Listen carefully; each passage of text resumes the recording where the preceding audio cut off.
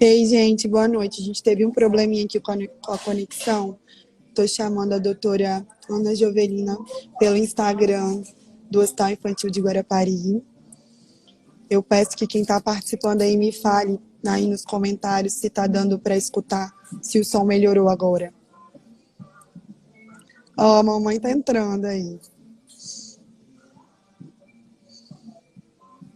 Tá dando para me escutar?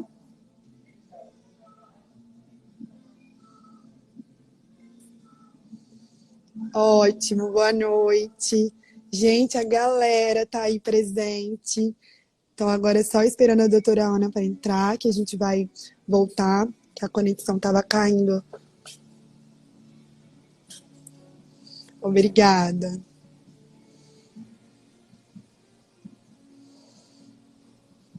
Estou esperando a conexão da doutora Ana e hoje já vou introduzindo aqui o assunto para vocês.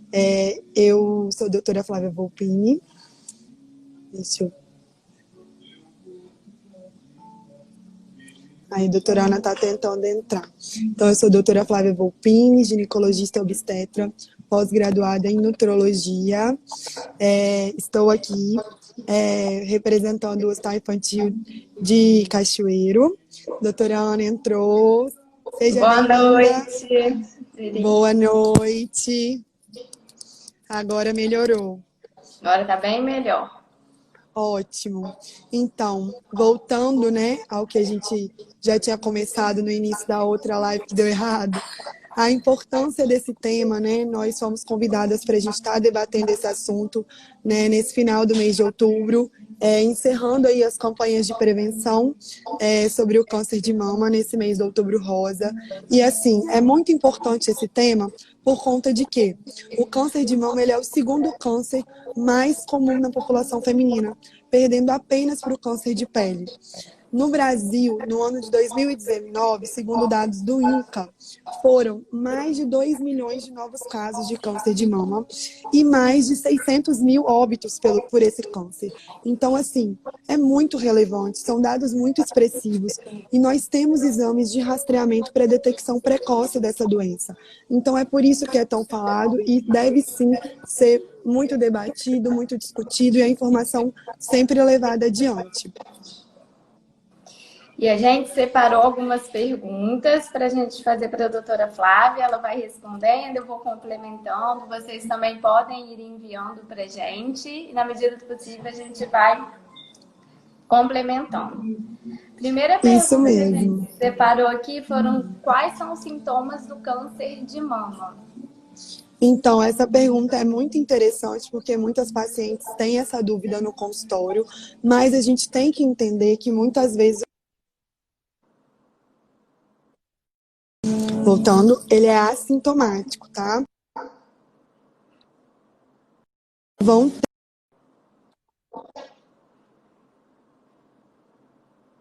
só vai ter o diagnóstico por conta de ter realizado um exame de mamografia e ter detectado o câncer. Mas alguns sintomas existem sim do câncer já em fases mais avançadas. Quais são eles? A mama da paciente pode ser notado um nódulo, pode ter uma mama retraída ou com aspecto em casca de laranja, que é muito típico. Pode ter na saída ali do mamilo, saída de uma secreção chamada secreção em água de rocha, ou até mesmo uma secreção sanguinolenta. Outra coisa muito importante que é notado em alguns casos de câncer de mama são nodulações embaixo das axilas. Então, esses já são, né, alguns sintomas do câncer de mama, normalmente em estágios mais avançados. O objetivo sempre, né, do câncer de mama é sempre fazer o diagnóstico precoce, para a gente diminuir as morbimortalidade. Por Com isso é tão certeza. importante a mamografia de rastreio. Quando surgem os sintomas, a doença geralmente já está no estado mais avançado. Segunda Sim, e a pergunta. gente sempre gosta de lembrar que qualquer alteração na mama deve procurar imediatamente seu ginecologista, seu mastologista, para ser avaliado, tá? Não fica achando que é normal, que vai passar, procura seu ginecologista e faça uma avaliação.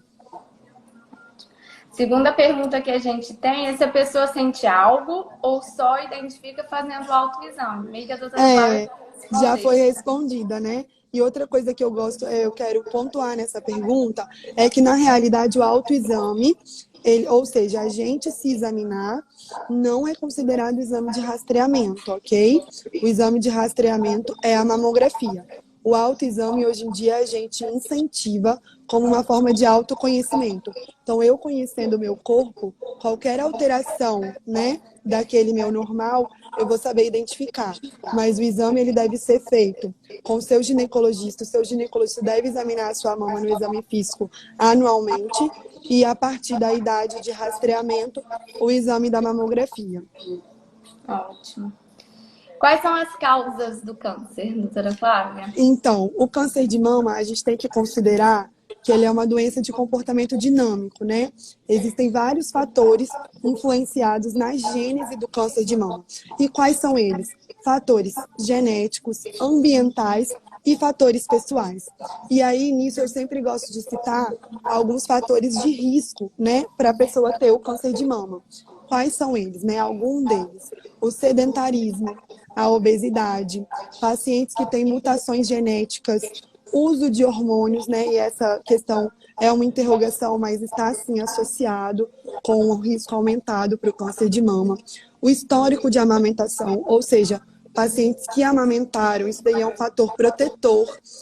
Histórico familiar, se você tem alguém na família que já teve câncer de mama, isso daí é um fator de risco para desenvolver o câncer de mama. A idade também, então mulheres com mais de 50 anos estão na faixa de risco, por isso aí que tem que ser feito o exame de rastreamento com a mamografia. Então existem vários fatores, radiação ionizante, vários fatores que podem desenvolver o câncer de mama. E é lógico que esses fatores de risco somados, como, por exemplo, uma paciente obesa, com mais de 50 anos, nunca amamentou e ainda tem histórico familiar. Então, ela tem um risco aumentadíssimo. E o que é interessante nessa questão dos fatores de risco? Olha só esses fatores. Muitos deles eu posso evitar. Então, eu posso me tornar a idade eu não posso evitar, mas eu posso me tornar uma pessoa mais saudável, eu posso emagrecer, eu posso evitar e usar alguns tipos de hormônio, lógico que sempre acompanhado com o meu ginecologista.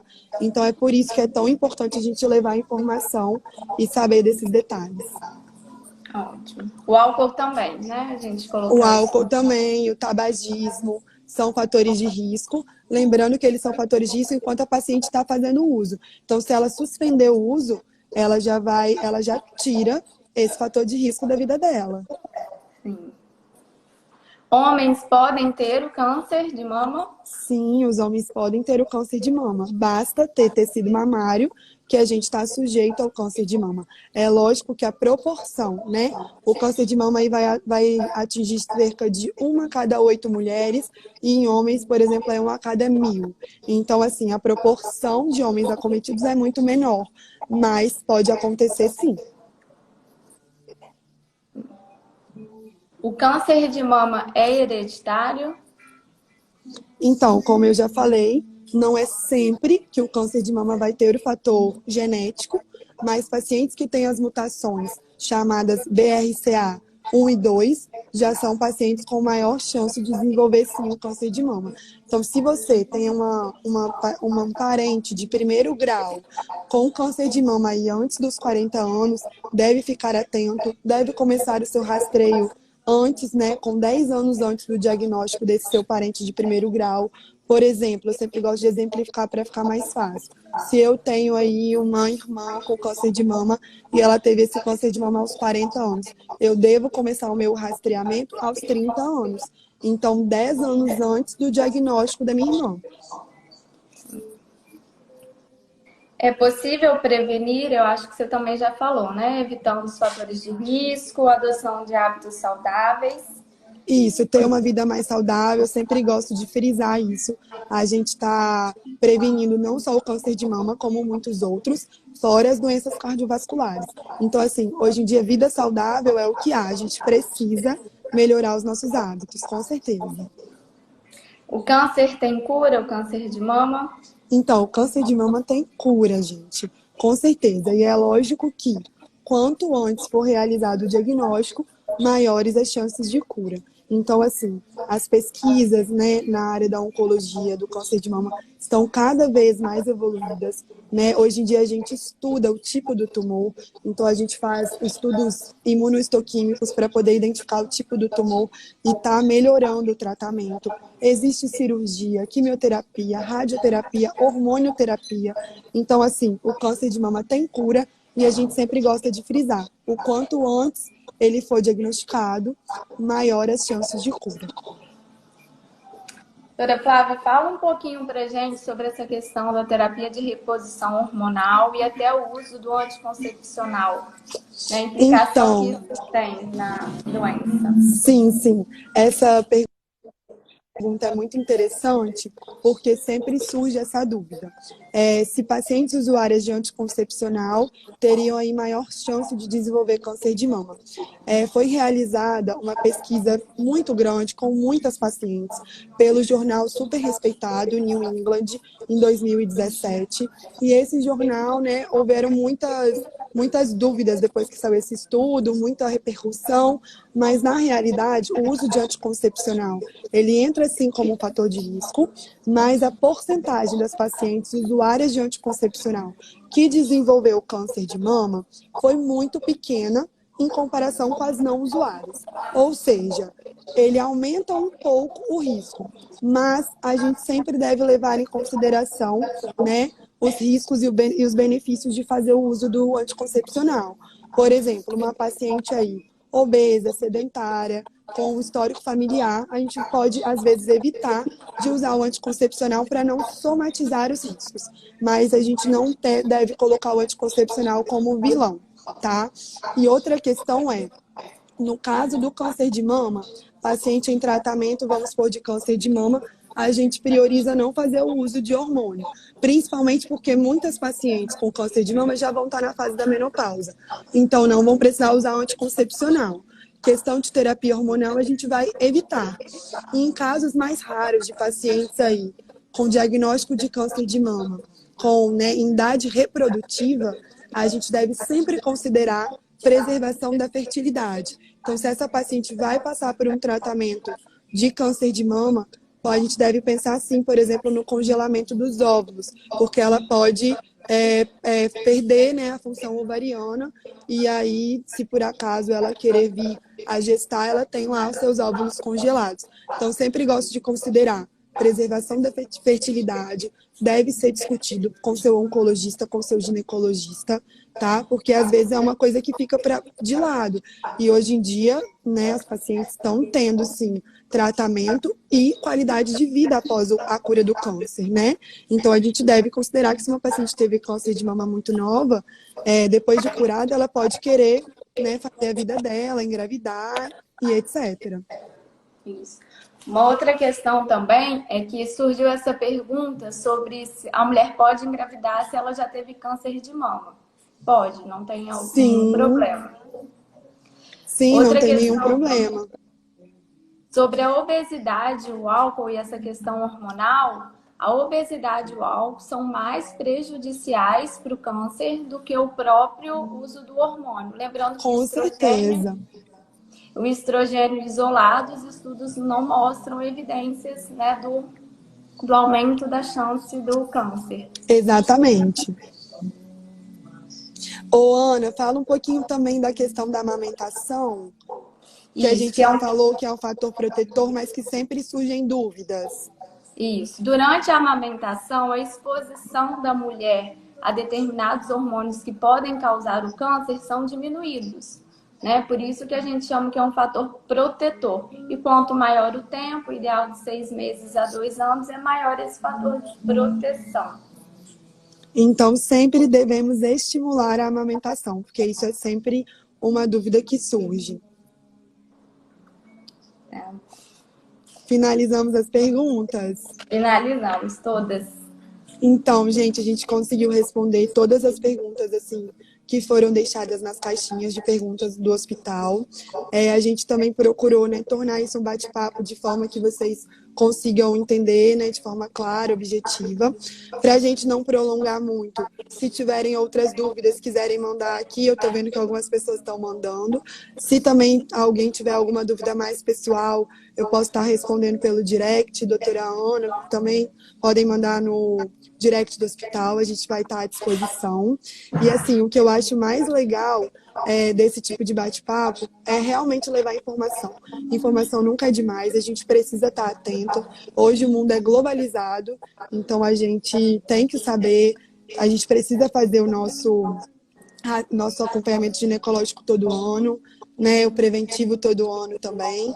Então é isso aí. Espero que vocês tenham gostado. A gente não tinha o objetivo de demorar muito aqui, era mais mesmo esse bate-papo e responder as dúvidas.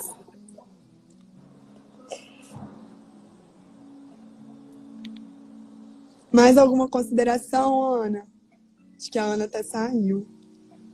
Gente, então, boa noite. Obrigada pela participação de todo mundo. Ó, tem gente triste que acabou, mas eu vou tentar deixar salvo aqui no meu Instagram. E se tiverem mais dúvidas, podem mandar. A gente grava IGTV ou marca algum outro dia. Estou vendo aqui Rosane Campos. Existe um suporte psicológico com esses pacientes em tratamento? Existe e deve ser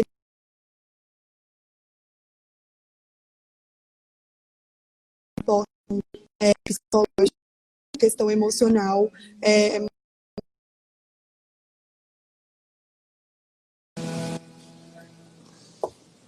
É isso, acabou. Então, vou sair aqui. Podem mandar as dúvidas, eu vou ficar à disposição aqui no direct, tá bom? Pelo visto, vocês gostaram, né? Obrigada pelos elogios. Um beijo para todo mundo que participou.